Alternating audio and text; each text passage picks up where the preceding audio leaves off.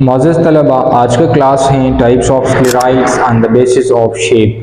Shape के base पर sclereids से कौन कौन से अक़साम है, तो इसके डिफरेंट अक़साम है ये on the basis of their shapes. सबसे पहले है ब्रैकीस्क्लेराइड्स। ये किस तरह होते हैं? ये शॉर्ट क्यूब शेप होते हैं, जैसे यहाँ पर आप देख सकते हैं, या ये स्पेरिकल होते हैं जैसे ये हैं, या ये क्यूब लाइक भी हो सकते हैं। It is extremely thick cell wall, इसका सेल वॉल थिक होता है, जैसे ये यहाँ पर आप ग्रीन कलर से देख सकते हैं, ये उसका थिक सेल वॉल है जो कि बहुत ज़्यादा मैग्नीफाइड है। ये थिक इसलिए है क्योंकि यहाँ पर बहुत ज़्यादा लिग्निन का मादा यहाँ पर मौजूद है, जो कि एक पॉलीसेकेराइड है, और इसके डिपोजिशन के नतीजे में ये क्या है, it is very highly magnified and it is having a thick cell wall. ये आइसोडायमेट्रिक होते हैं, यानी उसके जो साइज होते हैं वो सेम डायमेंशंस के हो सकते हैं, सेम सेलुलर फीचर्स के ये हो सकते हैं। अब बात करें ये कहाँ कहाँ मौजूद हो सकते हैं, तो ये फ्रूट्स के अंदर मौजूद होते हैं, जैसे चेरीज के अंदर मिलते हैं, और पीचेस के अंदर ये जो ब्रैकीस्क्लेराइड्स हैं ये मौजूद होते हैं। दूसरे नंबर पर है ऑस्टियोस्क्लेराइड्स। ऑस्टियोस्क्लेराइड्स को बोन सेल भी कहा जाता है, क्योंकि ये बोन के सेल जैसे होते हैं, जिसको ऑस्टियोब्लास्ट कहा जाता है, तो ये उसके साथ सिमिलरिटी रखता है, तो इसके सिमिलरिटी और मुशाबिहत के बेस पर उसको ऑस्टियोस्क्लेराइड्स कहा जाता है। और ये राउंडेड एंड्स रखते हैं, जैसे यहाँ पर आप देख सकते हैं, ये उसके ऑस्टियोस्क्लेराइड्स के एंड्स हैं, तो ये किस तरह है, ये राउंडेड है, गोल एंड्स ये रखते हैं।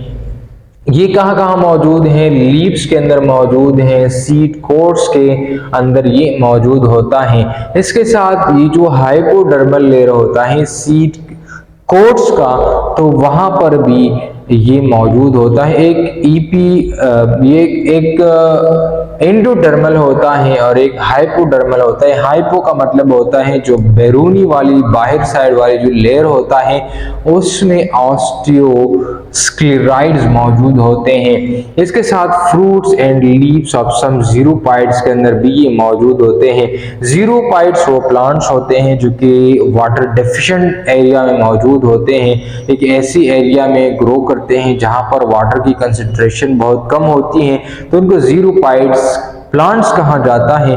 अरे ज़ीरोपाइड प्लांट्स के जो लीव्स हैं इसमें भी ऑस्टियोस्क्लेराइड्स मौजूद हैं, और वहां पर ये एक लेयर बनाता है, क्योंकि ये जो ज़ीरोपाइड प्लांट्स होते हैं ये एक्स्ट्रा ऑर्डिनरी लेयर्स उनको चाहिए होते हैं कि एक क्यूटिकल लेयर बना ले लीव्स के सरफेस के ऊपर, ताकि वाटर के लॉस को प्रिवेंट कर सकें, क्योंकि ये तो सहराई प्लांट्स होते हैं, उसमें पानी की किल्लत होती है, तो ज़्यादा से ज़्यादा वाटर को स्टोरेज रखने के लिए ये मॉडिफाई करते हैं अपने आप को। तो अगर हम उसके लीव के सरफेस के ऊपर बात करें तो ऑस्टियोस्क्लेराइड्स भी वहां पर मौजूद होते हैं, जो कि इस शेप में ये होते हैं। जैसे उसका इंटरनल कैविटी होता है एक नैरो साइज, को ल्यूमन कहा जाता है, और ये भी थिक सेल वॉल से मिलकर बने होते हैं। जैसे यहाँ पर ग्रीन कलर से, तो ये भी लिग्निन से ये मिलकर बना होता है। मोस्टली इट इज मैग्नीफाइड, इसको मैग्निफिकेशन भी कहा जाता है, इस प्रोसेस को मैग्निफिकेशन कहा जाता है। जैसे यहाँ पर भी आप देख सकते हैं कि उसका जो इंटरनल कैविटी है इसको ल्यूमन कहा जाता है, और इसके अंदर भी थिक सेल वॉल मौजूद है, साथ में इसके अंदर पिट्स हैं। ये पिट्स एक्सचेंज ऑफ मटेरियल करता है कि जो चीज़ें इस ब्रैकीस्क्लेराइड्स के अंदर कुछ चीज़ें आ रहा है तो वो भी इस पिट्स के ज़रिए से आ रहा होता है, और अगर कुछ चीज़ें बाहर इन्वायरमेंट को चली आ रही हैं तो वो भी इस पिट्स के ज़रिए से बाहर आ रही है। तीसरे नंबर पर है मैक्रोस्क्लेराइड्स। तो मैक्रोस्क्लेराइड इलांगेटेड होते हैं, जैसे यहाँ पर आप देख सकते हैं, ये इलांगेटेड लाइक स्ट्रक्चर है, और ये एक लेयर बनाता है सीड कोट ऑफ लेग्यूम्स में। जो लेग्यूम्स के सीड कोट होते हैं ये इसके उधर एक लेयर बनाता है। इसके साथ साथ ये पित के अंदर भी मौजूद होता है, कॉर्टेक्स में भी होता है, और बोर्ड ऑफ मेनिस्टेम, ये उन तमाम रीजन के अंदर भी ये मौजूद होता है। इसके साथ ये रिस्पॉन्सिबल होता है वाटर अपटेक के लिए। जो हॉट सीड कोड होता है लेग्यूम्स के अंदर, तो उसमें जो वाटर की अपटेक होती हैं उसके लिए भी यही मैक्रोस्क्लेराइड्स रिस्पॉन्सिबल होते हैं, यानी वाटर की अपटेक में ये इंपॉर्टेंट रोल प्ले करते हैं। चौथे नंबर पर है एस्ट्रोस्क्लेराइड, ये स्टार शेप्ड सेल्स इसको भी आल्सो कहा जाता है, और ये floating leaves of water lily, यानी ये कहाँ मौजूद होते हैं, मोस्टली वाटर लिली के अंदर हमें नजर आते हैं। उसके जो लीफ होते हैं उसके लीफ के सरफेस के ऊपर ये मौजूद होते हैं एस्ट्रोस्क्लेराइड्स, और ये वहाँ पर इसलिए मौजूद होते हैं क्योंकि ये तो पानी में रहते हैं, तो पानी में उसको तैरने और फ्लोटिंग में ये हेल्प करते हैं।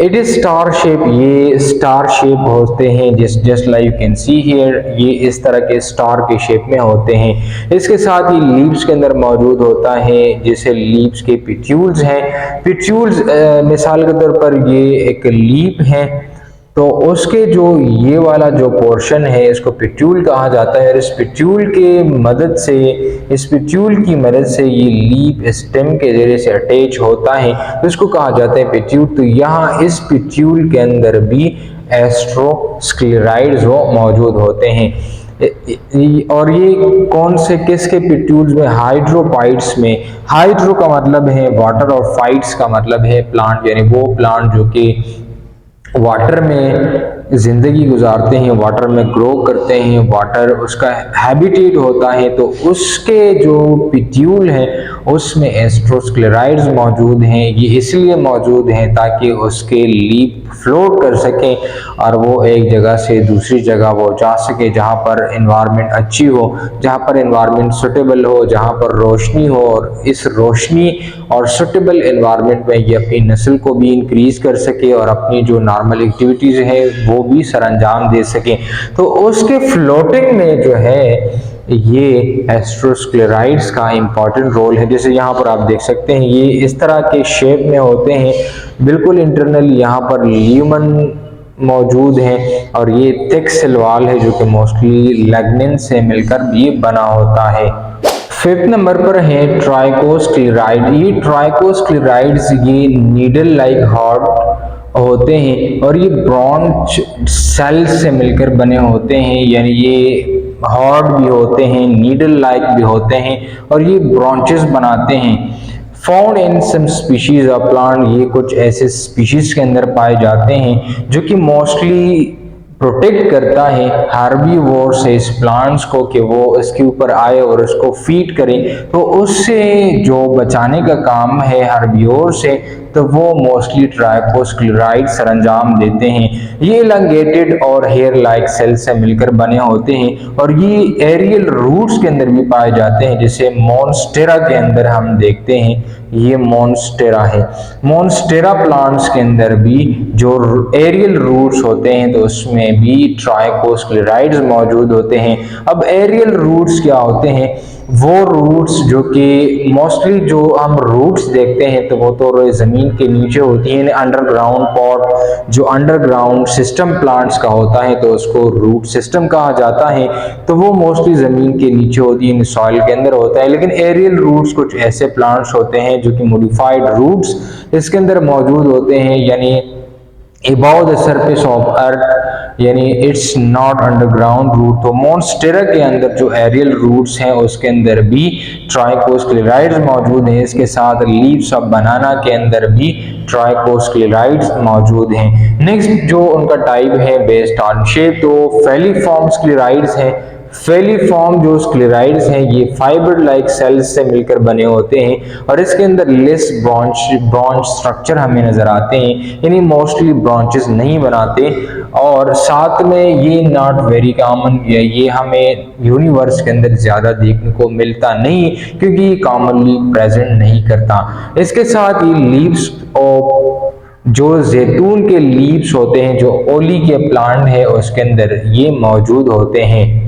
स्क्लेराइड्स को सिलवाल की बुनियाद पर भी डिफरेंट ग्रुप में तकसीम किया गया है। यानी सेल वॉल को देखा जाता है कि क्या उसका सेल वॉल थिक है या थिन है, तो इसके बुनियाद पर भी स्क्लेराइड्स को डिफरेंट ग्रुप्स में तकसीम किया गया है। एक को थिक वॉल स्क्लेराइड कहा जाता है और दूसरे को थिन वॉल स्क्लेराइड कहा जाता है। पहले नंबर पर थिक वॉल स्क्लेराइड्स को डिस्कस करते हैं। तो जैसे नाम से जाहिर है कि उसका सेल वॉल थिक होगा, यानी उसका सेल वॉल मोटा होगा। और ये मोटा क्यों होगा? क्योंकि वो उधर लिग्निन की बहुत ज्यादा डिपोजिशन हो चुकी होगी। It is thick rigid cell wall, उसका सेल वॉल मजबूत भी है और थिक भी है। और इट इज हाईली लिग्निफाइड, यानी यहाँ पर लिग्निफिकेशन हो चुकी है, बहुत ज्यादा लिग्निन जो कि पॉलीसैकेराइड है यहाँ पर जमा हो चुका है।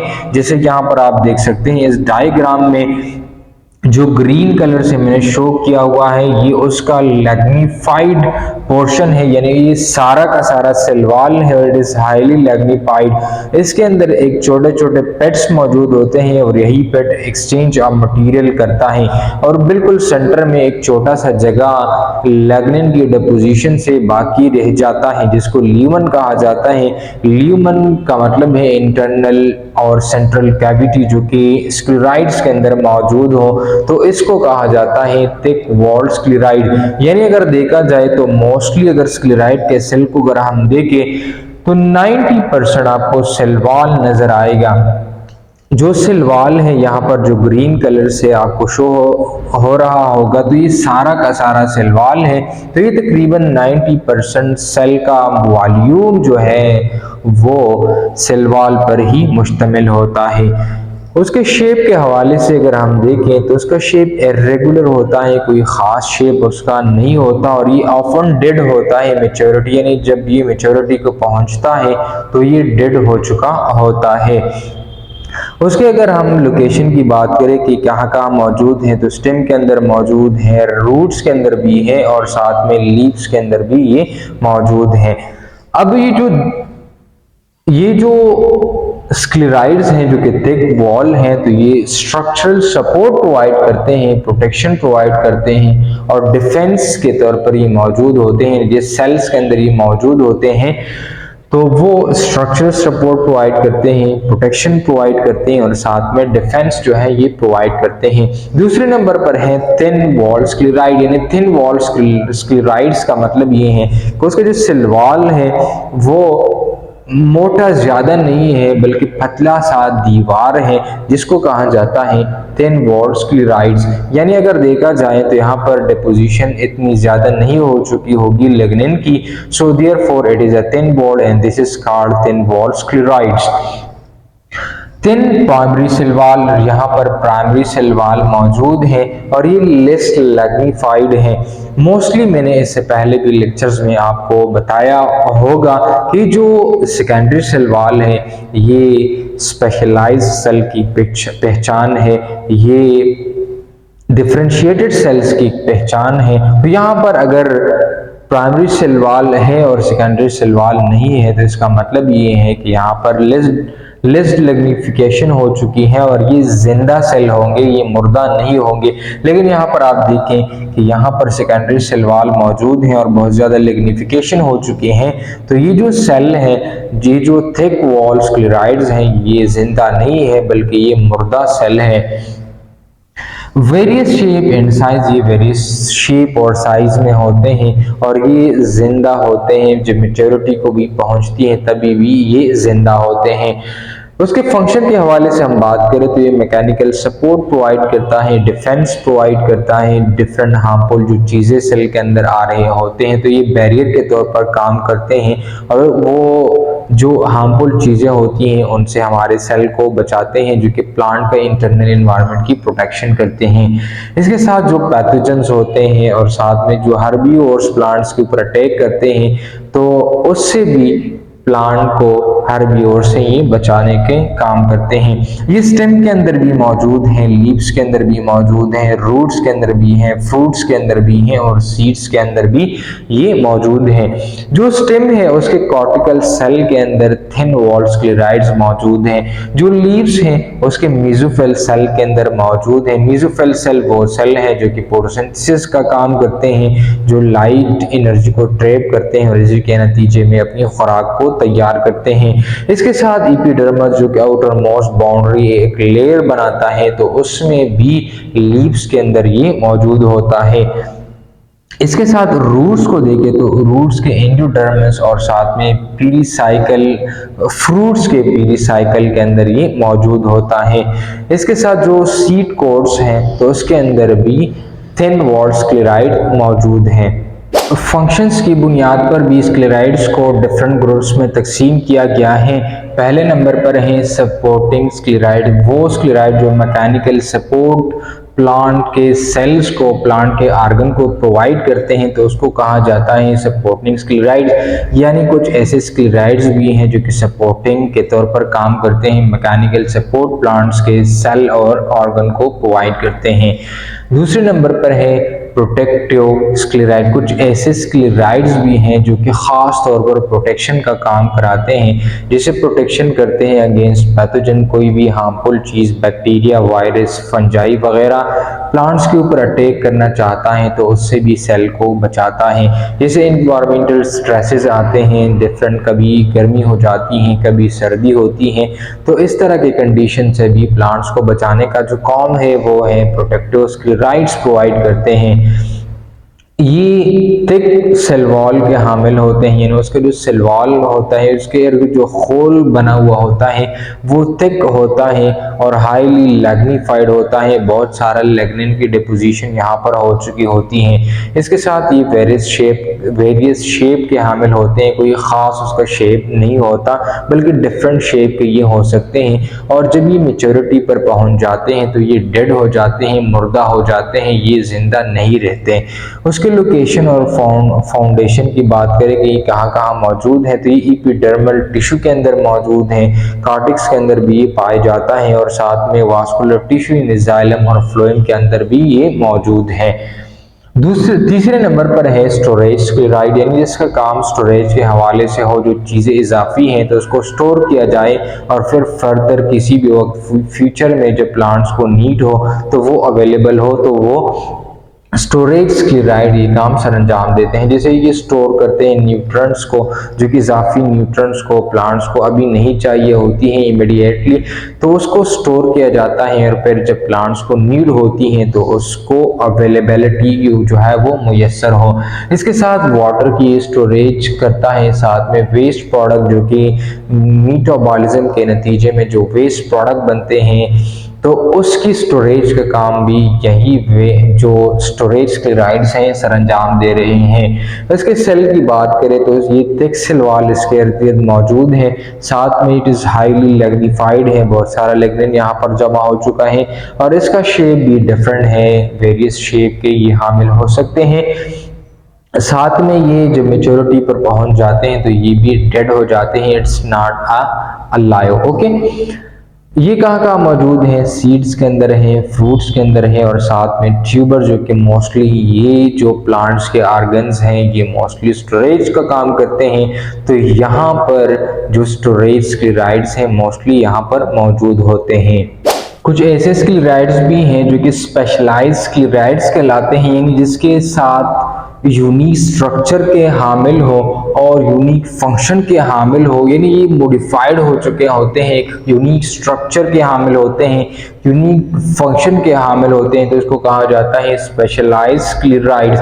Adapting to specific environmental condition, ये अपने आप को जो इन्वायरमेंटल कंडीशन होते हैं उसके साथ अडाप्ट कर जाते हैं और ये मॉडिफाइड कर जाते हैं और एक खास फंक्शन परफॉर्म करते हैं, एक खास स्ट्रक्चर और खास शेप के ये हामिल हो जाते हैं। जैसे जाइलरी स्क्लेराइड्स हैं तो ये वुड के अंदर मौजूद होते हैं और ये स्ट्रक्चरल सपोर्ट जो है ये प्रोवाइड करते हैं। दूसरे नंबर पर है फ्लोएम स्क्लेराइड, तो ये भी स्पेशलाइज्ड स्क्लेराइड्स हैं जो कि बार्क के अंदर मौजूद होता है, जिसका काम होता है मैकेनिकल सपोर्ट को प्रोवाइड करना। तीसरे नंबर पर पीरिडर्मल स्क्लेराइड, तो ये भी एक स्पेशलाइज्ड स्क्लेराइड्स हैं जो कि पीरिडर्म के अंदर ये मौजूद होता है और ये प्रोटेक्ट करता है प्लांट्स को जो पैथोजेंस है, जो कि खतरनाक माइक्रो ऑर्गेनिजम्स है जो कि प्लांट्स के अंदर आते हैं और डिफरेंट डिजीज काज करते हैं, तो इससे भी प्लांट्स को बचाने का काम करते हैं। तो आई होप आपको आज की इस लेक्चर की समझ आ चुकी होगी। कोई सवाल, कोई कंफ्यूजन हो तो आप कमेंट बॉक्स में पूछ सकते हैं।